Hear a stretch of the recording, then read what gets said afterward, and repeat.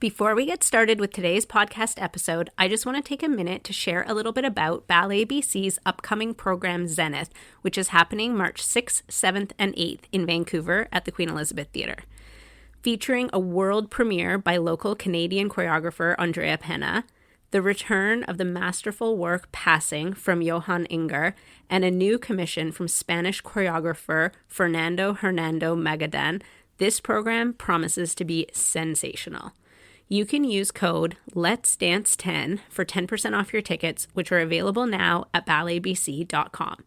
And don't worry, if you're not in Vancouver, the company is also touring this spring. They're going to be in Victoria, Toronto, London, Edinburgh, Germany, and a few other locations throughout the UK. So check out their website for all of those dates as well.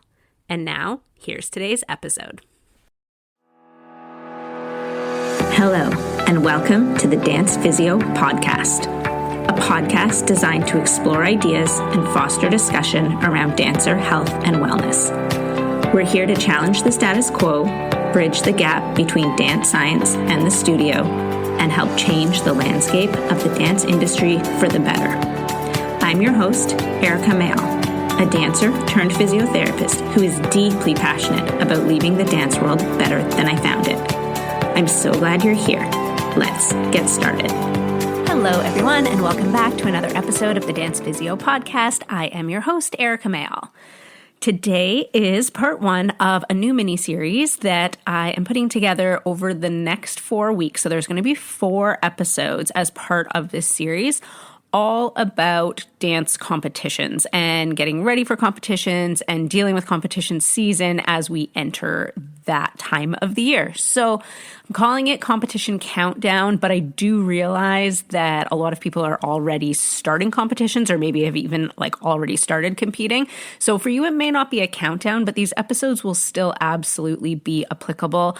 I just was trying to come up with a catchy name and I really like alliteration. So that is what we're calling it. But even if you have already started competing for the season, I highly, highly, highly recommend listening to these next 4 episodes because it is going to be all sorts of information that is going to help you throughout the competition season, not just in preparation for the competition season. So before we go anywhere, if you are not already subscribed to the podcast, I recommend subscribing to the Dance Physio Podcast on whatever podcast player you're listening on so that you don't miss any of the next upcoming episodes on this topic as well. All right, today's podcast is going to be all about preparing for dance competitions. And I'm not talking about preparing as in preparing your dances and cleaning your dances and all of that kind of stuff. That should already be done at this point if you are already starting competitions or you're moving into the competition part of your season. I'm talking more about what can we do to make sure we're ready to perform optimally on the day of a competition or the day leading up to a competition or things like that. So this is not necessarily looking at the bigger picture in terms of the more macro cycle of where competitions fall within the dance season. We're beyond that by now. We should have already done our physical preparation in terms of building up our aerobic base and strengthening and, like I said, choreography and cleaning and all of that type of stuff. So if you feel like you are not prepared from that perspective for this year's competition season, like I said, this is maybe not the time to address it in the moment. However, take note of that. Pay attention to how you're feeling right now, where you're at, whether you're a teacher, if it's your dances are not finished or you feel like your dancers are lacking the stamina to finish the choreography and they're really fading by the end of the dance. Whatever it is, take note of it and come back and plan for that next season. So when we talk about periodization, and this is a topic I've talked about a lot on the podcast in the past, we should be looking at our season in terms of these like sort of macro cycles and then micro cycles when we're looking at like a specific competition. And so this does take a lot of planning and forethought and looking at our season as an entire season. And so in most cases, that's going to be a year in the dance world, although your season may be a different length of time. And like I said, we're sort of past the point right now where we're going to be looking at some of those foundation or fundamental things that should be happening earlier on in the season, whether that's in preseason or whether that's in like the earlier part of the season. So don't discredit those things. Pay attention to them. Make a note of them because you probably don't have time to deal with them right now. But in planning for upcoming seasons, make note of what is happening or what you're feeling or how you're feeling in terms of preparation, because that is important information to feed forward into future seasons. If you want to know more about that planning process or kind of periodization and what that looks like over the course of an entire dance season, go back, check out episode 6 of the podcast. It is all about periodization and what periodization is and what that looks like. So go back, have a listen to that podcast. There's also a blog post on the same topic on my website. I did a webinar on it as well. I think the recording is probably on my website somewhere as well. Anyway, I will put all of those things in the show notes. But like I said, today, that's not what I want to focus on. I want to focus on what are we doing to prepare in the moment. So we have a competition coming up, say this weekend or maybe next week or even tomorrow. So something's happening soon. What is it that we are going to do to prepare? And one of the first things we want to think about is what is the loading on our body leading into these competitions? And this is especially important if these competitions are longer competitions, like multi-day competitions where you're competing over, 5 days or 7 days or things like that. We really want to pay attention to what the loading on our body is. And one of the concepts that we should be employing in the dance world is this idea of tapering, or sometimes it's called deloading. And this is tied or linked in with periodization, and I do discuss it on that periodization podcast episode, but it also applies when we're just thinking about like leading into a dance competition. And pretty much every other sport or athletic endeavor out there utilizes this concept of tapering. However, the dance world seems to do the exact opposite. So we oftentimes try and really overload our dancers going into these events by having extra rehearsals, extra practices, extra cleaning sessions, whatever that might look like. We often end up overloading our dancers at a time where we should actually be pulling back on their load. So we should be tapering that load so that their body is rested and recovered and can perform at its peak physical abilities on the day of a competition. So that tapering and deloading does not necessarily have to be weeks long. If we're looking at people, what's a good example? Maybe like distance runners, like somebody training for a marathon, their deload or their taper in their training usually occurs over a course of maybe about 2 weeks. Like their longest training run is usually about 2 weeks out from race day. And then they're still running, but their volume, their load is decreasing significantly. In dance, just given the nature of the activity, it is not a long duration endurance event. Dance is anaerobic, short duration. Most dances are 2.5 to 3 minutes long. Our tapers do not need to be 2 weeks long. So I'm not saying, we should cut off all rehearsals and all classes and things like that and just rest for 2 weeks before a competition. That is 100% not what I am saying, but we do want to consider a taper in the days leading up to a competition. And realistically, it probably only needs to be a couple of days. So when we are thinking about and planning for competitions, we really want to try not to be throwing in loads of extra practices and rehearsals in that day before, day of, or even a couple of days leading up to the competition. depending on where you are in the world, competitions look a little bit different. I know in the US, it seems, and I could be wrong about this, but it seems like a lot of competitions are maybe more based on the weekend. So maybe they start on like a Friday and it'd be like Friday, Saturday, Sunday or something like that. But where we are in Canada, at least in the Vancouver area, a lot of our competitions run for, I would say, like at least 5 days. So they're often starting on a Tuesday, maybe a Wednesday, depending on how big the event is. And so they're running from, let's say, a Tuesday to a Sunday or a Wednesday to a Sunday or something like that. So again, our taper does not need to be weeks and weeks long. But if we have a competition that's starting on a Tuesday or a Wednesday, let's try not to have our dancers be at the studio until 10 p.m. on that Monday night. If we do need to have an extra rehearsal or something like that, perhaps the weekend before is the time to do that, and then allow the dancers to have some relative rest. Again, that doesn't mean they don't have to dance at all, but we just want to really decrease their load in the day or two leading up to a competition. If we are traveling for a competition, we need to consider that as well. And sometimes travel days actually end up acting as kind of natural tapering or deloading days because you're probably not dancing on a travel day.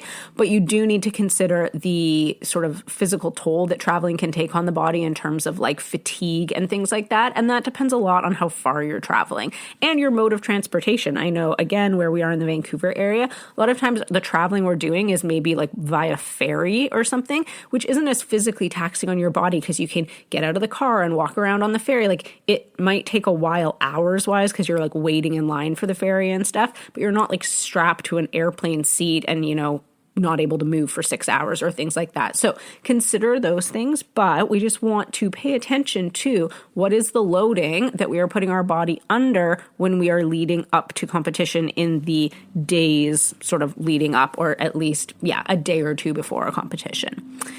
We also want to consider, again, this feeds into all of this, but sort of like how well rested our body is. So ideally, we want to be prioritizing sleep in the days leading up to a competition, and especially the night before a competition, and really trying to make sure we are getting adequate sleep.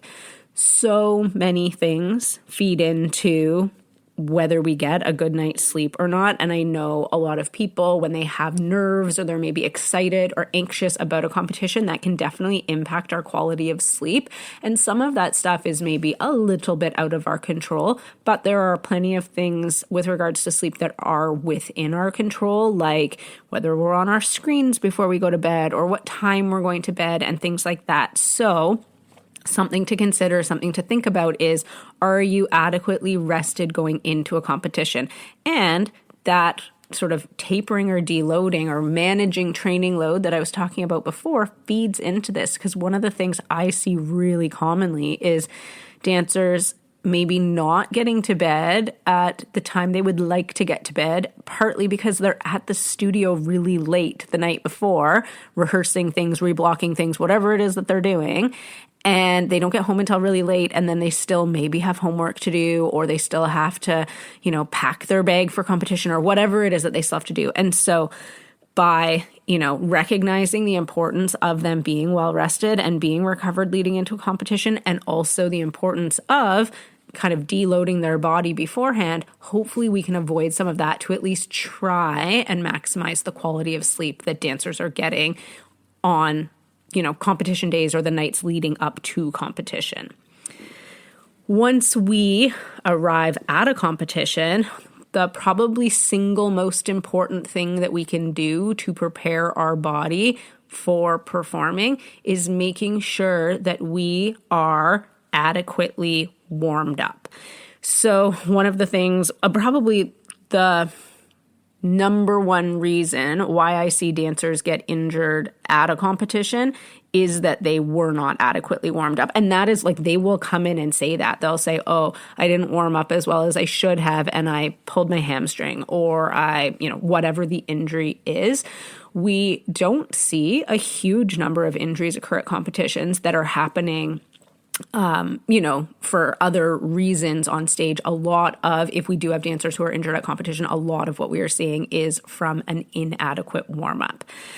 And so we want to make sure that dancers are performing an adequate warm-up. And I always use the RAMP protocol, so RAMP, use that protocol to make sure that our warm-up is hitting all of the major marks that it should be. So RAMP standing for, the R is for raising our heart rate. Our warm-up should always have a cardiovascular component to it. So we're getting our heart rate up, we're elevating our heart rate, we're increasing our blood circulation, all of those things.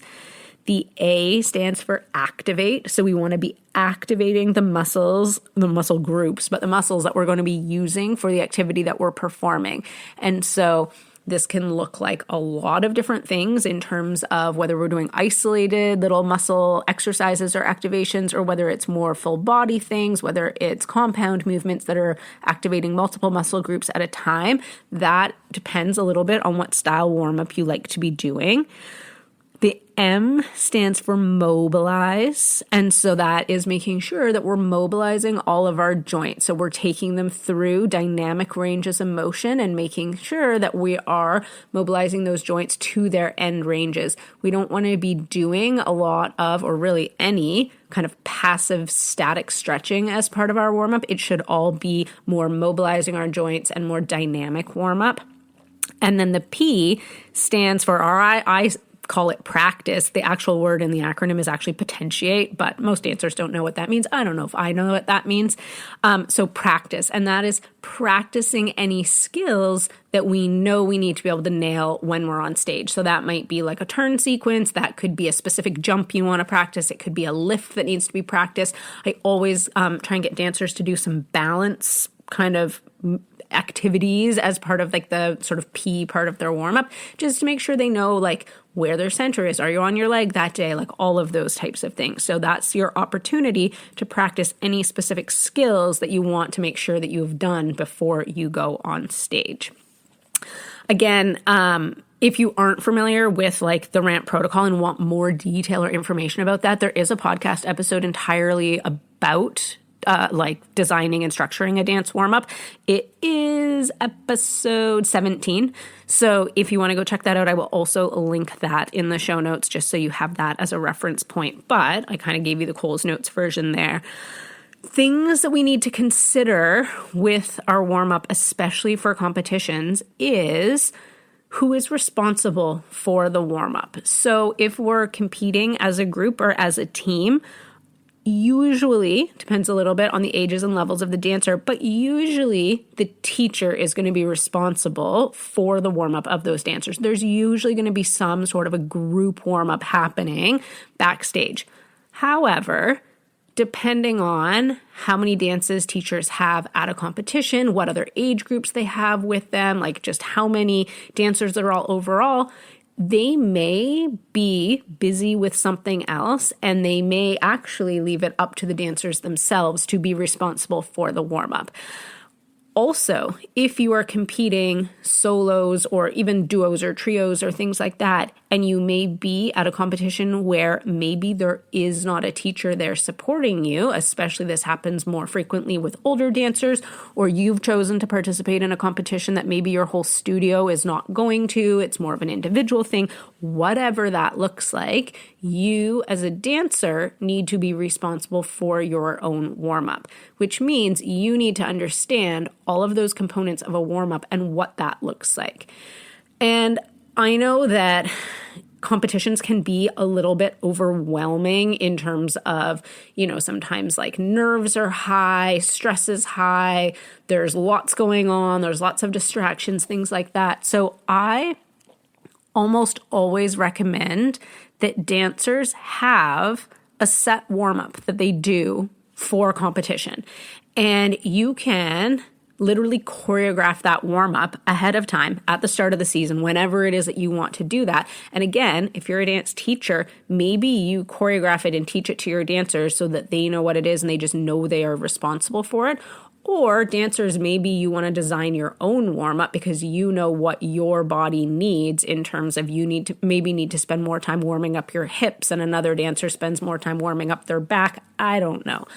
What the point is, a lot of dancers actually like having sort of a choreographed warm-up that they know exactly what they're doing They know that they're going to be adequately warmed up by the end of it, and it takes some of the like mental load out of the equation.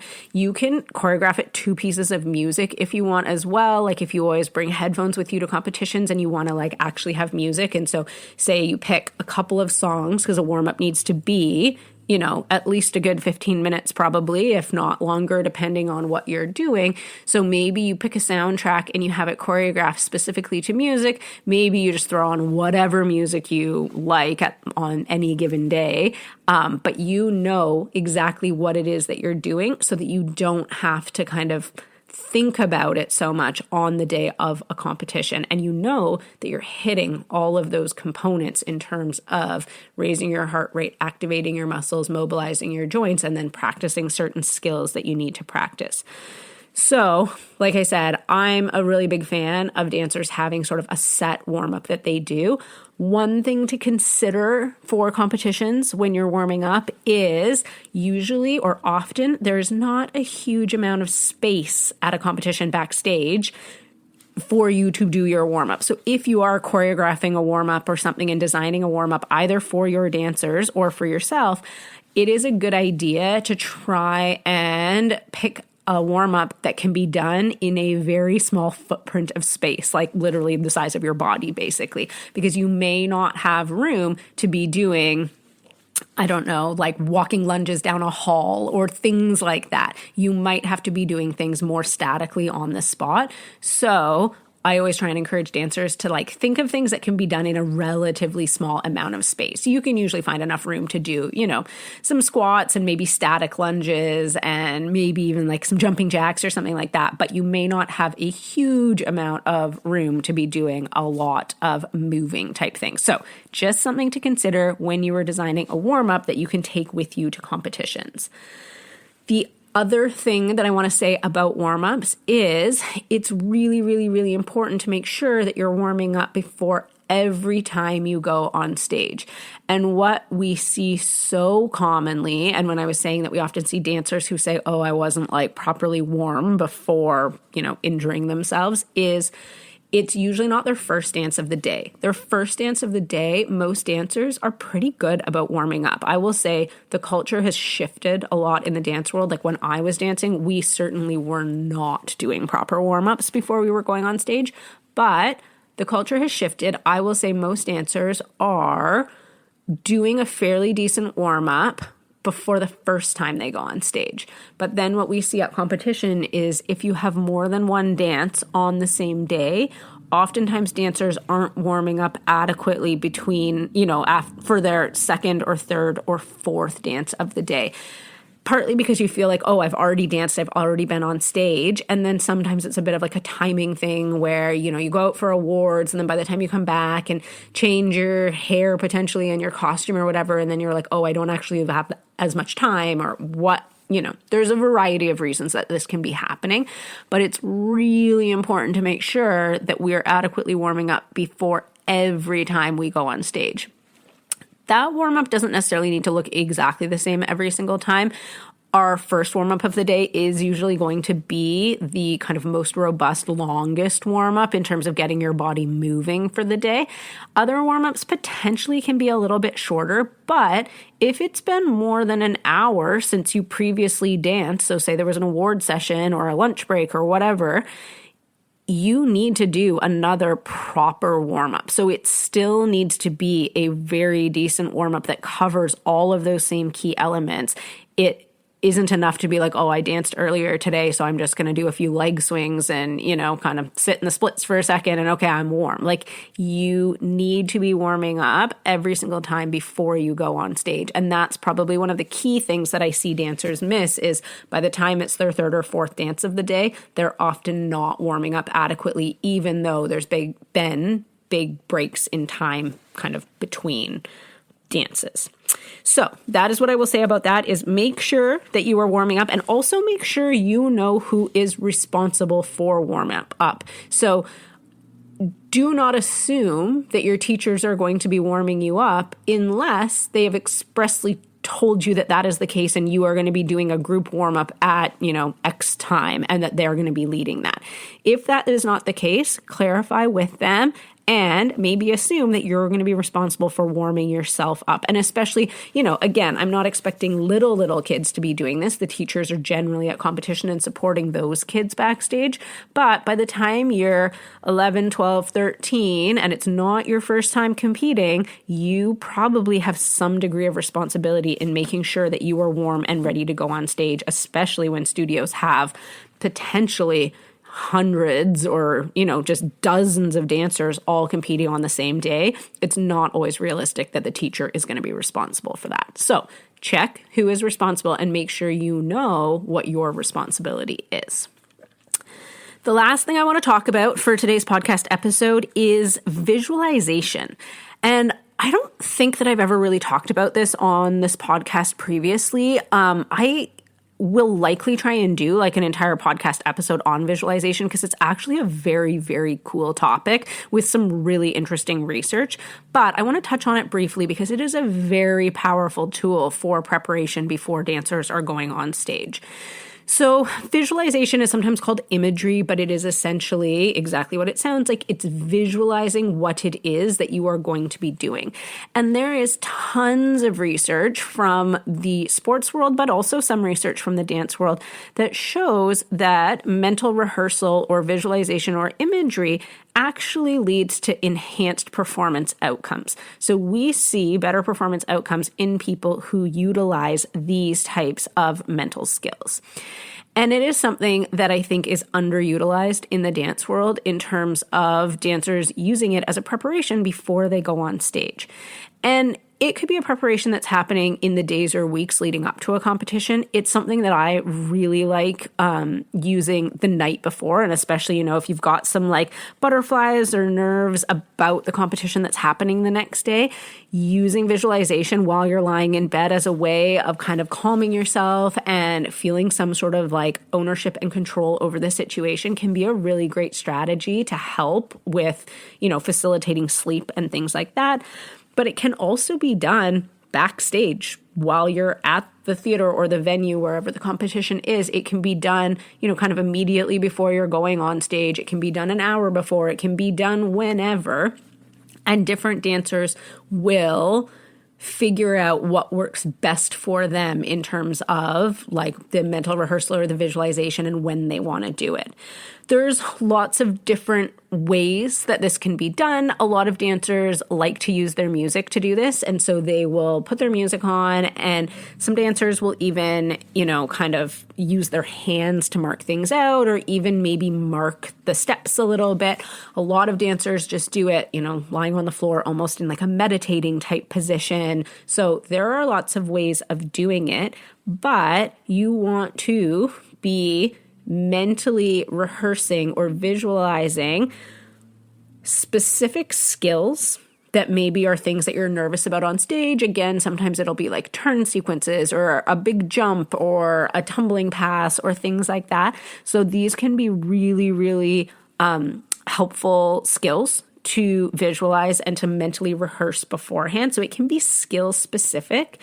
But one of the other really powerful things about visualization is that we can actually rehearse certain emotional states. And I think that this is really powerful for dancers because if there is a certain way you want to feel on stage, and whether that is, a contemporary that's very like emotive and maybe sorrowful or whatever the emotion is, versus a super high energy, upbeat jazz or, anything and everything in between, we can actually rehearse and visualize these emotional states and see improved performance outcomes from that practice and from that skill.